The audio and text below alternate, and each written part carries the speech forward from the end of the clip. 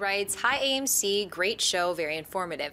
Now, John C. said that comic book readers only make up 1% of the movie-going audience.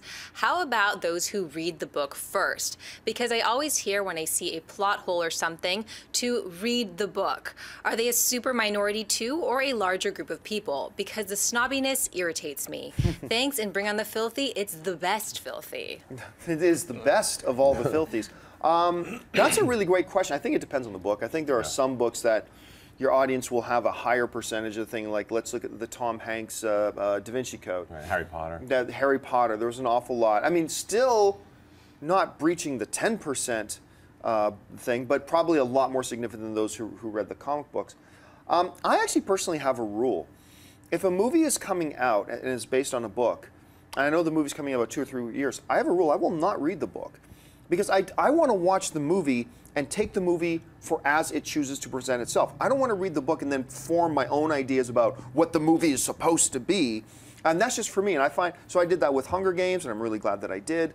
So yeah, that's just the way I see it. Christian, what about you? I'm under the same philosophy with you sometimes with the book, but like with the example of Hunger Games and Harry Potter, I did read the books because I wanted to first see what all the hype was about as well, but I also wanted to envision it in my brain, and sometimes I like to see how much the filmmaker actually, and you can that opens yourself up to disappointment a lot of times too. Oh, yeah. Sometimes, for Catching Fire was my favorite book out of the Hunger Games, and it delivered.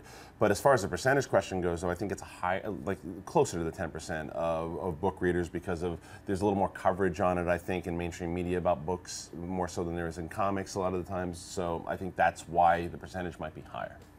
Strap? Yeah, I think it differs with every single kind of genre of books as True. well. I think you know, the snobbier, the nerd, it could be more in the sci-fi realm. I mean, I can't believe you didn't read Dune. You know, like, you know, these giant tomes where you're like, I don't want to read 7,000 pages of sand, dust, people, things. You know, I remember that happened to me when I was in high school. I started reading Dune. I was like, I can't get through it. The spice is ruining my mind, you know. But I love David Lynch's Dune. Yeah. I really did. So it was like one of these, you know, things that, you know, so I think the snobbery part, you have to just, you know, edge that off. It's really, I think it's people who read the book experience it in a totally different way than you will because you didn't read the book, so you didn't envision the situations. That's what books are great about. They let you see it in your mind as you're reading it. And, you know, comic books that's why comic books and books are totally different. Like, I always have this argument with people. It's like, a comic book isn't just you can't just adapt it like, oh, it's a storyboard, just use that. It's a different medium. Right. It's told in a different way. It's paced in a totally different way, just like books. So I don't know. I wouldn't worry about somebody saying the plot hole or read the book. Just, you know, make up your own decision, I would say.